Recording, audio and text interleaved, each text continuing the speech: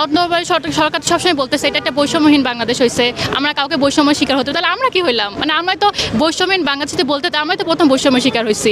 এই যে একটা বছর ট্রেনিং করার পর চাকরি চলে গেছে, এটা বৈষম্য না? আমরা তো কোনো অন্যায় করি না, তাহলে আমাদের কেন চাকরি চলে যাবে? তাই আমাদের সরকার উপদেষ্টার কাছে একটাই অনুরোধ যে আমাদের চাকরিতে পুনর্বহাল করা হোক, যে আমাদের সাথে কোনো রকম বৈষম্য না করা। আমাদের সাথে এমন অনেকে আছে যারা নিম্নবিত্ত পরিবার থেকে উঠে এসেছে, তো আমাদের সাথে যে ট্রেনিং করার সময় আমাদেরকে কোনো রকম বেতন দেওয়া হতো না।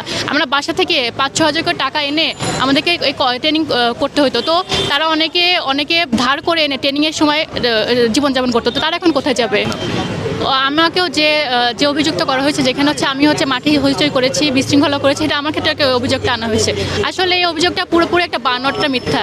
মানে এমন কোনো ঘটনা ঘটেই নাই। আমরা সুন্দর মতো আমাদেরকে ব্রেক দেওয়া হয়েছিল টিফিনের জন্য। আমরা সুন্দর মতো নাস্তা খেয়ে ঠিক প্যারেড যে টাইমে শুরু হয় সেই টাইমের মধ্যে প্যারেড গ্রাউন্ডে উপস্থিত হয়েছি। যে শৃঙ্খলা ভঙ্গের যে অভিযোগ, মানে এমন কোনো যে ওনারা যে বলতে হইচই করা, এমন কোনো ঘটনা ঘটেই নাই ওদিন। মানে এটা পুরোপুরি একটা মিথ্যা অভিযোগ। এখন এর পিছনে কি, এটা আমি তো জানতে চাই। আমি তো নিজেও জানি না যে কেন আমাকে বের করা হয়েছে। এটার জন্য তো আমরা রাস্তায় নামছি, যে আমরা কারণটা বলুক যে তোমাকে এই জন্য আমি বের করছি। সুশৃঙ্খলা ভঙ্গের তো কোনো কারণ হতে পারে না। গত 112 বছর ইতিহাসে এমন তো কোনো ঘটনা ঘটেই নাই যে শৃঙ্খলা ভঙ্গের জন্য একটা বছর ট্রেনিং থেকে অব্যাহতি দেওয়া হবে। এমন তো কোনো ঘটনা মানে এটা তো আসেই নাই পর্যন্ত। তাই আমরা এর জন্য রাস্তায় নামাইছি যে আমাদেরকে বলেন যে আমাদের অন্যটা কি, কোনো বিশৃঙ্খলা করে। কারণ আমরাও তো একটা ডিসিপ্লিনের মধ্যে ছিলাম একটা বছর, তো আমরা কেন শৃঙ্খলা ভঙ্গ করবো?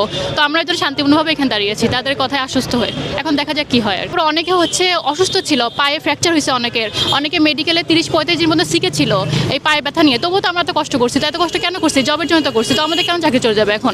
তো উপদেষ্টার কাছে আমার এটাই অনুরোধ যে আমরা আমাদের চাকরিতে পুনর্বহাল চাই।